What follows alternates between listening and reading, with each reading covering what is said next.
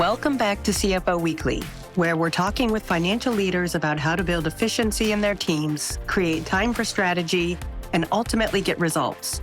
This podcast is brought to you by Personiv, the trusted leader in finance and accounting outsourcing for over 30 years. See how Personiv's customized solutions can help you streamline your operations with teams that start as small as one. Visit the website at personiv.com to learn more. I'm your host, Megan Weis. Let's jump right in. Today, my guest is Niki Heim. Niki joined LogicSource in July of 2014 and holds the role of Chief Financial Officer, where she is responsible for the accounting operations of the company. Prior to joining LogicSource, Niki was the controller at Title IX Sports, a women's activewear company. She began her career by gaining 4 years of experience in public accounting, where she worked on various industries, including small business, government entities, and financial institutions. Additionally, as a senior analyst in the risk management team at a financial institution, Niki was responsible for leading the Sarbanes-Oxley audit, performing risk assessments, and she provided consultation on risk mitigation strategies and controls. Niki received a BS in accounting from Siena College. Niki, thank you very much for joining me on today's episode of CFO Weekly. Thank you. Thanks for having me. Yeah, today our discussion focuses on your journey to becoming an under 40 female CFO and the experiences you've gained and the challenges you've had to overcome along the way. And I'm excited to hear your story, so let's get started. Awesome. So reflecting on your career journey, let's talk about its path to date. And is there a particular moment or event early on that significantly shaped your outlook on leadership or finance, or maybe both? Yes. So I'll go back to a time when I worked at a retail company in California, and it was one of the first real projects that I had there. And it was a forensic review of multiple systems, including inventory management and order management, because the accounting system was getting a direct feed and the balance in that GL account just kept growing, and we couldn't find a clear path to it ever clearing out. So I took that project on and quickly realized that the executives lacked an understanding not just of this failed accounting process, but the ground level operations and IT system management. So what really excited me was that if I could figure out the issue and develop a solution, I would not only be fixing the books, but I would also gain a credibility and trust with leadership. Along the way, I also really discovered that I enjoyed solving real business problems, not just closing the books and the reputation that goes with it. And it was the moment that I acknowledged the influence accounting and finance has on a business besides just the numbers. I think looking back at that and how it maybe influenced my approach in how I do things today, what I learned during that project was that presenting the numbers is one thing, but having a deep understanding to formulate the story around why the numbers are what they are is paramount. At LogicSource, I did a significant, revamp of all of the foundation building, I'll call it, kind of putting the process in place. But a part of my personal journey has always been to become that broader utility player where I'm less rear-focused and more of a forward-looking business partner. So pulling from this initial experience, that forensic review, I strive still to make sure I really understand process and workflow and the needs and goals of my colleagues before I make a recommendation. And now I feel like I'm at that place where I'm constantly thinking about how our operators operate, and I'm knowledgeable enough to have that operational and technical side of the business understanding to be having informed conversations that provide influence to make sure we're on track with the long-range plan. I've moved from controllership to strategic advisor and thought partner. So it's always been, since that one project that I finally understood the impact that I could make, it's always been about that tangible impact beyond the specific role that I was working within. That's been the most rewarding. And I think ultimately that's probably what led me to the opportunities that have been afforded to me. And you today are the CFO and CAO at LogicSource, correct? That's correct. Yep. And you've been there since 10 years now. Wow. So let's talk a second about, you mentioned process and workflow and understanding the two. Is there any way for a CFO to be able to understand those two things without rolling up their sleeves and really getting into the details? No. From my perspective, I think absolutely not. It's critical that regardless of your level within finance and administration, you have to roll up your sleeves and get in there. I think in the beginning, my financial leadership was, my own perception, I was probably seen very much as a gatekeeper. And I think I had to be to really drive the transformation that we needed culturally at LogicSource. We had to put all sorts of new policies in place, and I really needed to grab control of our spending. And to do that, I did have to be that chief no officer that nobody in finance likes to be. But truthfully, at the time, and while that was all happening, it was okay because I was learning and developing the necessary process while being very much burdened with the repetition of the monthly close, payroll, ad hoc reporting requests. I kind of never said no to anything.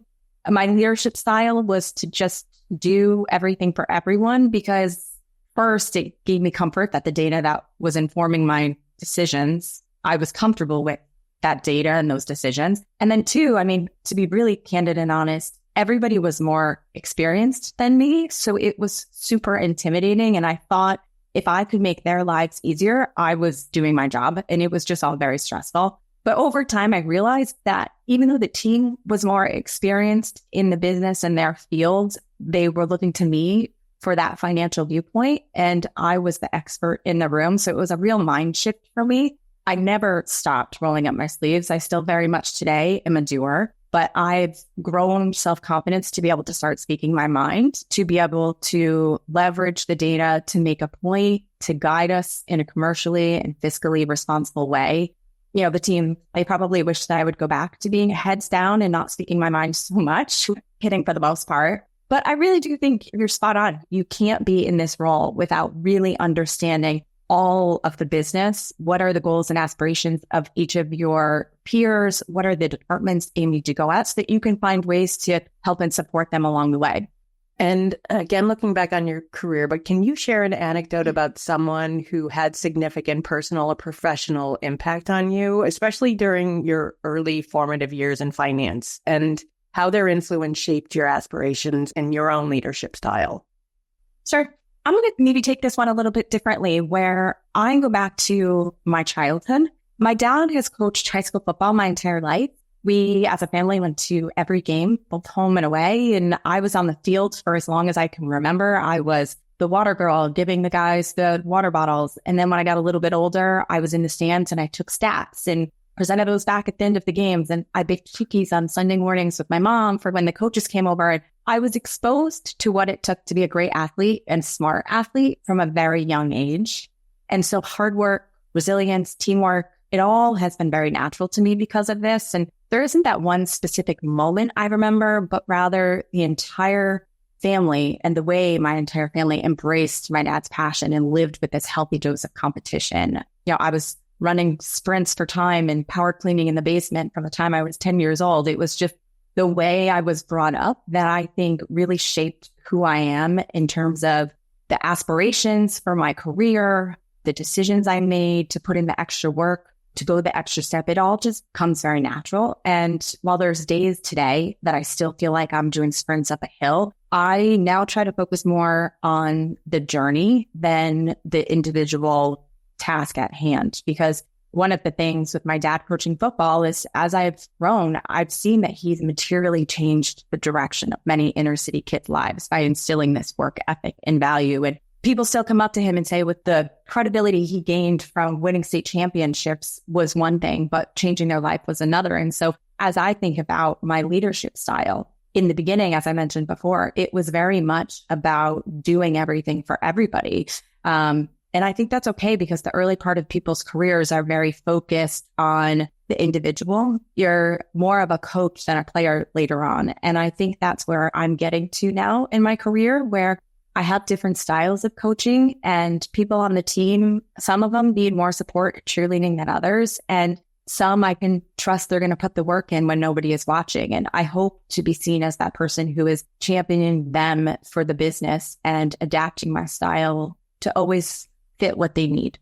I love that story. My dad also played a very significant part in shaping me. So I love the story.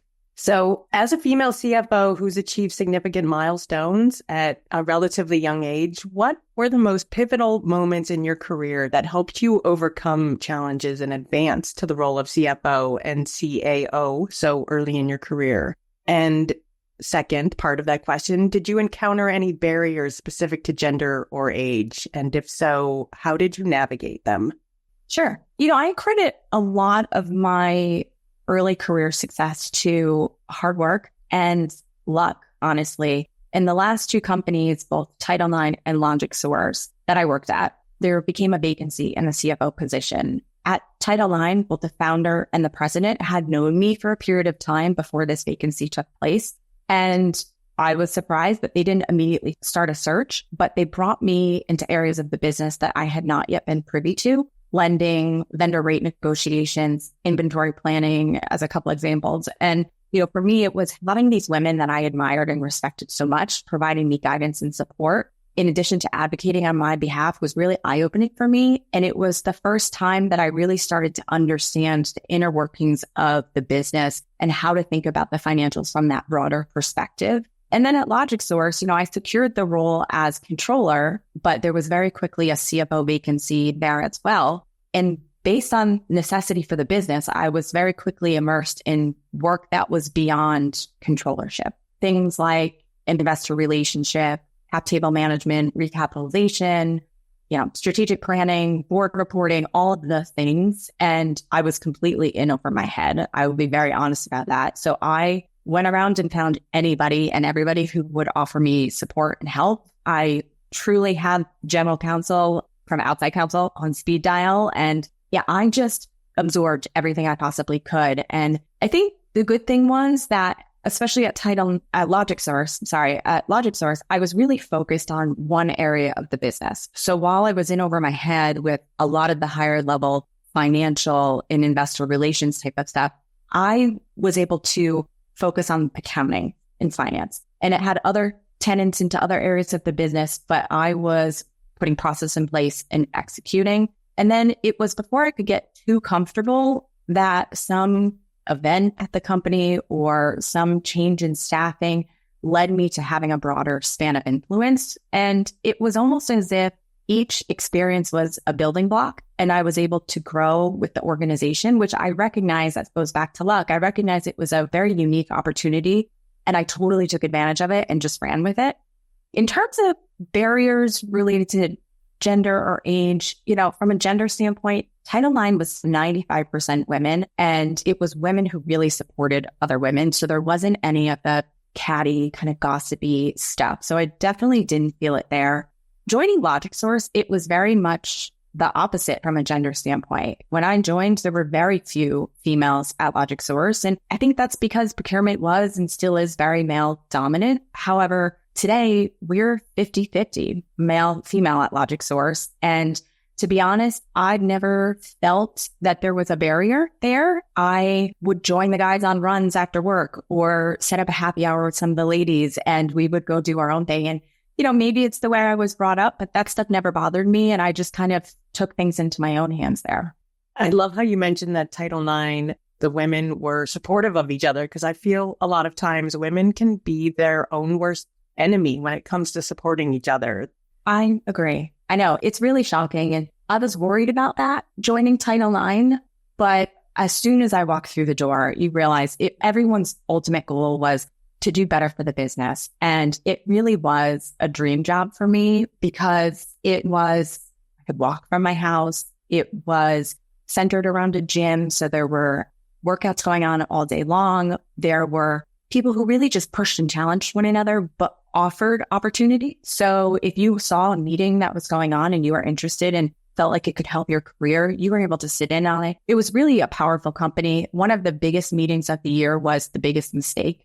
So you could raise your hand if you wanted. You didn't have to participate, and you could win an award by explaining that you made the biggest mistake in the company that year and what you learned from it. It was just a very cool culture. Yeah, that's definitely different. And what unique perspectives do you believe a younger female CFO brings to leadership and finance? And are there any specific examples where your perspective made a distinct impact that you can think?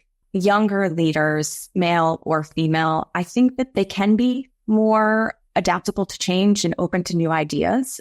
I think is in the financial world very valuable because it's such a fast-paced area of work and you have to be agile. So that's really crucial to me. And I believe that female leaders have a high level of emotional intelligence and know when it's okay to have the courage to push somebody versus when someone might just need you to show some compassion and give them a hug, right? Where sometimes I think that being the female in the room, if you're the only one, it can be a little bit scary, but I just always treat it as if they're all my friends and we're trying to get to the common ending. And it's okay to be that one to say, you know what, let's just take a quick break and everybody comes back. So I think over the years that I've been at LogicSource, I think that I've had a lot of impact and there's been a lot of strategic projects that have led to transformation in the company. One of the main ones that I always go back to that I still think has the most impact at LogicSource has been time tracking and utilization. And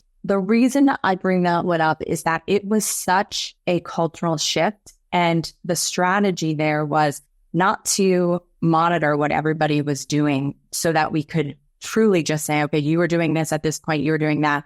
But it was to develop project cost accounting. So we had accurate P&L and financial data by client and by department. Also to look at utilization in terms of who was working too many hours and we needed to hire another person, or who maybe was getting a little bit bored because they didn't have a full day's work. Okay, sales team, go sell some more in our packaging department, for example. So that was the intent, but there was a big culture shift to that. And at the end of the day, the strategy there was only as good as the team's ability to articulate it. And so I always aim to be super clear on the communication for why we're doing something, because I find that people tend to step up to the standards when they understand the broader perspective. I've also found over time that change management is a lot of helping people understand how this new thing or new process will make their lives easier, kind of focusing on the what's in it for me or how is this ultimately going to make my life easier. And I think that that leads to better adoption on the time tracking and utilization. It's once the team started to see how we were leveraging the data to show that client profitability, to show them that we were hiring more people in their areas, they really started to adopt it and to buy into it. And so I think that transformation was so pivotal on the company. And over time, since I think we put it in 2015, almost 10 years ago now, since that time, we've continued to advance it. So we've continued to automate it and bring in new systems to further leverage it across the business. And now at this point, we're able to tie it directly into our project-based procurement technology so that we can tie hours to projects. And it's really cool to see something kind of evolve over the years. And let's talk about mentors and sponsors, because that can be such a significant part of advancing your career. But what advice would you give to other young female professionals seeking mentorship or sponsorship in finance? And then how can organizations better support emerging female leaders? I would advise females to seek out a few influential leaders in the business to advocate on your behalf.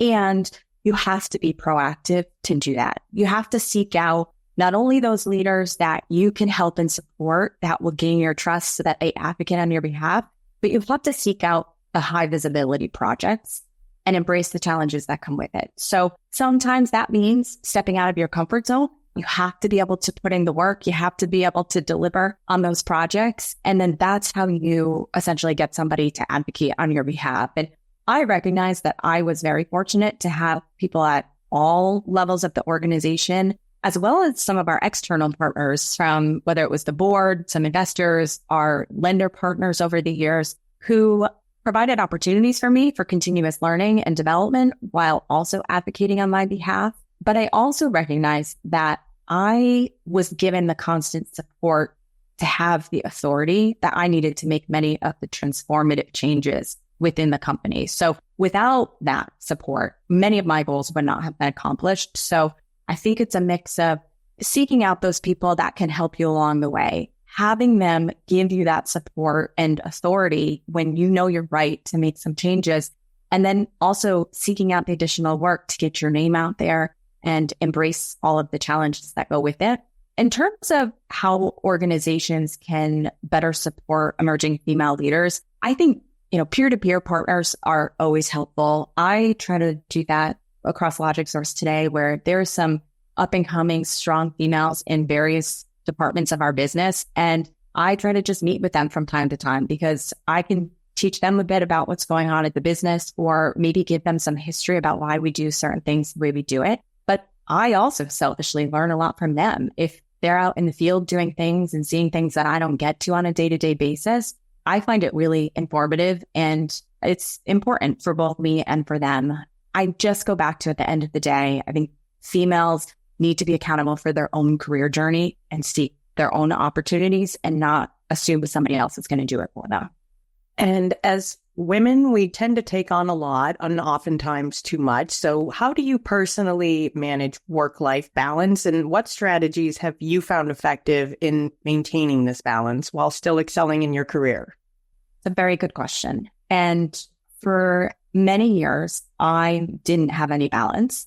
I was in over my head in the last two companies, and I go back to that competition that's in me. I never wanted to let anybody down, including myself. At LogicSource, I was often turning the lights on very early in the morning and off late at night. I was in the office on weekends. I didn't really take vacations. I mean, it sounds horrible now that I'm saying all of this out loud, but I was also at a point in my life where I was able to do that. I had a lot to prove, and I saw the opportunity that was at my fingertips, and I was either going to make it or I wasn't. And in my mind, it was, I didn't want to not get the opportunity for a failure trying. So I really made the company my life. I found it was very stressful and chaotic and frustrating, but also tremendously rewarding. And I was able to really invest my time and put everything in place, get the teams around me that are incredibly strong. And now I have much clearer boundaries. I also am a mother of two wonderful young girls, and I have to do that for my life. I really do have confidence in the people that are surrounding me, that I can take a day or a week and things aren't going to slip. I prioritize my days based on what's the most critical. And I set myself up for success by, I'm still a frequent night and weekend warrior, but I do it quietly as a way to set myself up for a productive morning or productive next week, versus my mindset before was thinking everything needed to move at the same pace 24/7. And in terms of effective strategy, I've always used the gym to detach and clear my mind. And I found pretty early in my professional career that the same habits and routine building from sports and exercise translate to maintaining that discipline at work. So all the years that I pushed myself out of bed for early morning workouts, it created that discipline, mental toughness, and that's been extremely important in the business environment. I think it also helps with patience and persistence and all that. I mean, just the other day, my kids were begging me. They're, I don't want to go to camp today. Can we please have a day off? And I looked at my calendar. I texted Dave Panino, our CEO, and I said, I'm going to take the day. And, if you need anything, call me, but I'm going to take the day off with my kids. And I never would have thought that would have been me, but it was important. I needed that. They needed that. And, everyone on the team was actually really happy for me. I'm curious, is LogicSource remote or on-site or hybrid? So we are very much a hybrid. Our culture has turned from being in the office every day to do what's best for you and your family. So we actually downsized our office. We used to have 24,000 square feet. We downsized to 6,000 square feet and a hoteling environment, very airport lounge kind of cafe feel where it's super collaborative. We have enough room for everybody to come into the office if they choose, but you don't have to. So people like myself, I live 3 hours door to door. I tend to go every other week for a couple days. And we also have what we call moments that matter, that if a big group of us are going to the office and we want to do something from a culture standpoint, bring in a food truck or go to the park for the day, we do that stuff and we invite everybody to come in. But at the end of the day, it's up to what you want to do. Yeah, that's awesome. I think that flexibility is so important in everybody's life. Totally. And honestly, I think it's especially important to working parents, working mothers, right? Because I think it would be very difficult to have this job without that level of flexibility. And I really struggle to understand people who say that they can be just as productive with their kids at home or work successfully with their kids at home. And at least for me in this job, that is not an option. And so the remote work has leveled the playing field where I feel like I now have the flexibility to walk my kids to the bus stop instead of commuting to the office. And I know for a fact there's no physical separation with work now from office to the house. So I know for a fact with me, I'm getting more work hours in being remote, but I also know I'm getting more hours in where I'm focused on being a mom and it's the right hours. And that's super important to me. So I agree. I think, that work-life balance and that flexibility has been something I think that's going to do wonders for women in finance, women in all areas of business. And switching gears a bit, but what do you see as the most significant innovations in finance and procurement today? And how do you see these changes impacting the role of CFOs in the future? Sure. I think that CFOs are increasingly relying on data analytics to drive their business decisions and optimize their financial performance. Amount and level of those informed decision-making calls for an advanced analytic tool, automation to really help to drive those decisions. I find that the days of Excel and stagnant reports are over, that we need to use enhanced predictive analytics and automation. I think it also goes without saying that the inflationary environment that we're in today, cost control and capital efficiency is paramount, and CFOs need to know what they buy, who they buy it from, and what the price is. For me, how do I stay ahead of all of these things that are going on? I, at LogicSource, am very uniquely positioned, and I have access to some of the smartest people in their field. So our company has about $100 billion of data that runs through our organization. So I have access to that data, but I also have access to tap into our subject matter experts for any of my needs. And they make me feel really smart. There was a time a couple of years ago when I was negotiating a new payroll vendor contract with our head of HR, and we were trying to figure out, how do we make sure we get the best price? And it clicked. That's what our company does. So why don't we leverage our Center of Excellence category experts? And we had someone from our corporate services team help us out. And from then on, any contract that comes across my desk, I make sure that there's that meaningful collaboration with our Center of Excellence team to make sure that we're getting the best terms, we're getting the best price, and that we're ultimately able to better counteract inflation. Yeah, so important, like you said, especially during these inflationary times. So let's talk about diversity and inclusion, because there's no doubt that it plays a large part in driving business success. So how is it that you've championed these values within LogicSource, and what have been the outcomes? Sure. I'm a believer that diverse points of view are important. And I don't just think about diversity in terms of race, gender, and age. I'm still very much a sponge when it comes to problem solving. And I find it incredibly helpful to hear different perspectives, different points of view, what one person thought was important versus another, because it has made me more well-rounded and I start looking at things from different perspectives. So I look at all decisions that I make today as, the administration side of the business, whether it be legal and compliance, HR, finance. Nobody should roll out a new way of working or thinking without having a business end user supporting that journey to make sure it works. I do that all the time when we have meetings, making sure we pull in the right people from across the business. But like I mentioned before, as it relates to gender and age and all that, I just try to champion by getting my story out there across our company, pulling in those people to have one-on-one meetings, being their advocate and mentor to help them navigate through the business. And I think so far as I've watched several of those be promoted through the ranks and take on broader roles, I think that the outcomes have been promising. And you've touched on this a little bit before, but building influence can be really challenging for younger leaders. So how have you successfully managed corporate dynamics and built strong relationships with key stakeholders across your organization?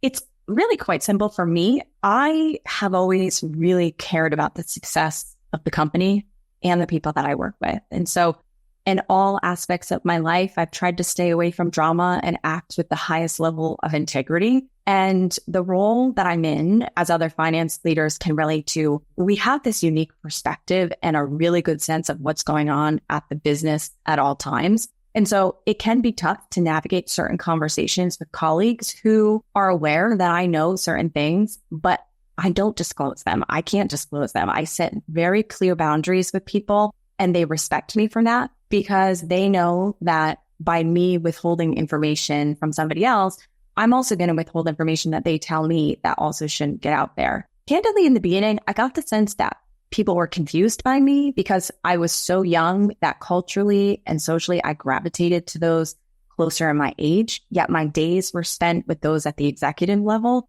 But again, I just go back to, I built those strong relationships across the organization and I never kind of blurred the lines between what was more of a water cooler talk, a friend talk, than what was business. Today, I credit the ability to build influence through my work. I put in the time to really understand what other leaders are dealing with. What are they trying to solve for?